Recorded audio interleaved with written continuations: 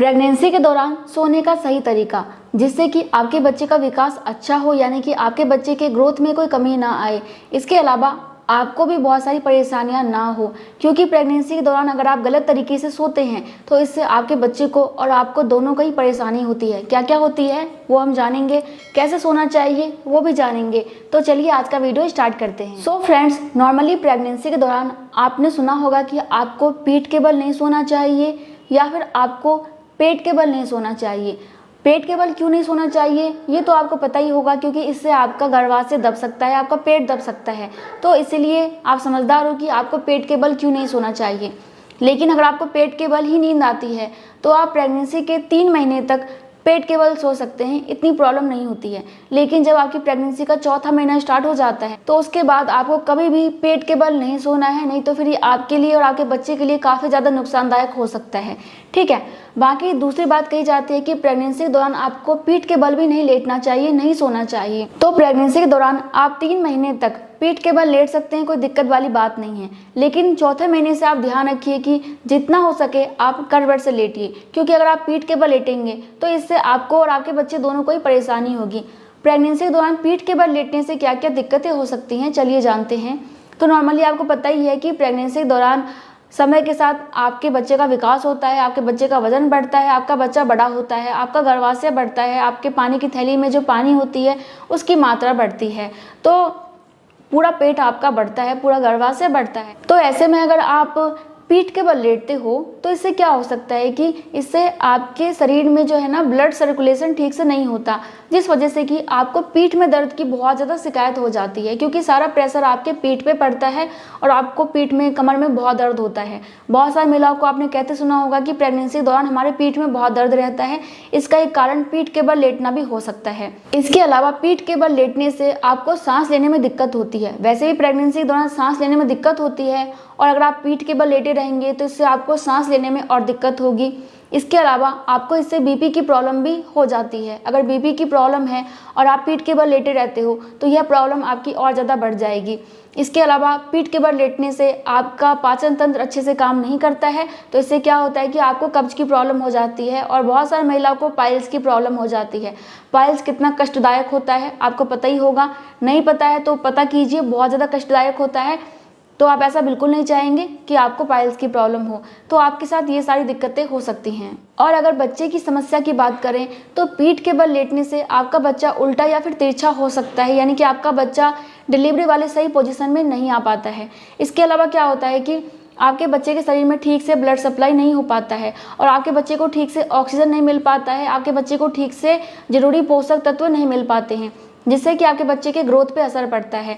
जब आप पीठ के बल लेटे रहते हैं तो आपका बच्चा ठीक से गर्भ में हलचल भी नहीं कर पाता है, और आपको पता ही है कि जब आपका बच्चा अच्छे से हलचल करता है तभी आपके बच्चे की ग्रोथ और ज़्यादा अच्छी होती है।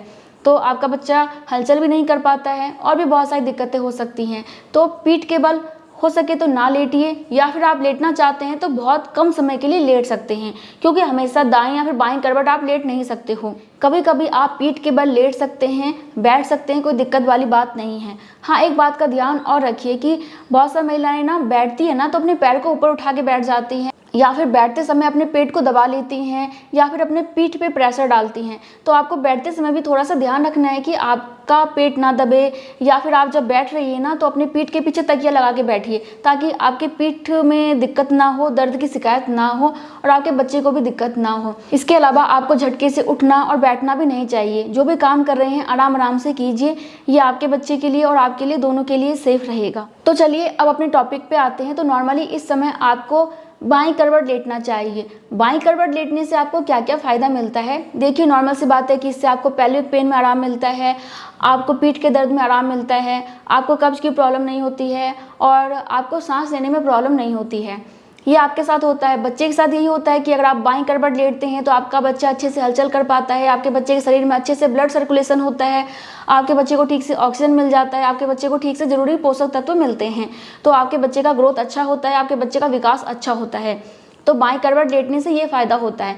लेकिन दोस्तों कई बार ऐसा होता है कि अगर आप बाईं करवट लेटते हैं और आप सो गए हैं, और हो सकता है कि आप पीठ के बल हो जाते हैं, या फिर आप दाईं करवट हो जाते हैं। तो क्या इसमें आपको टेंशन लेना है? तो ऐसे में आपको बिल्कुल भी टेंशन नहीं लेना, क्योंकि नींद में आप कैसे भी सो रहे हैं, आपको बिल्कुल भी टेंशन लेने की आवश्यकता नहीं है।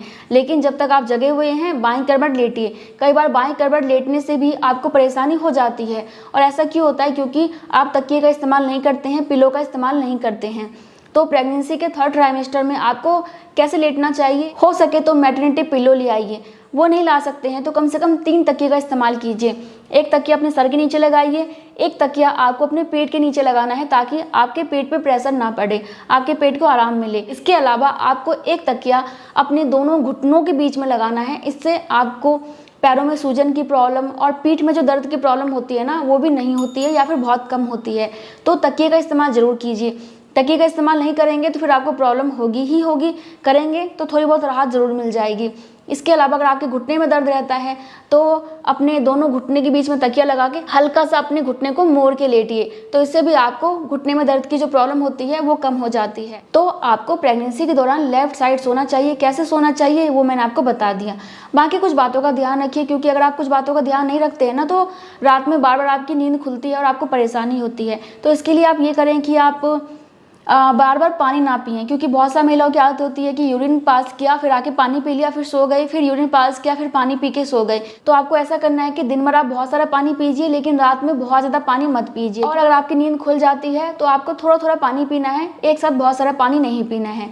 इसके अलावा दोस्तों, जब आप सोने जाते हो ना, तो आपको हल्का गुनगुना दूध पी के सोना चाहिए, क्योंकि हल्का गुनगुना दूध पी के सोने से आपको बहुत अच्छी नींद आती है।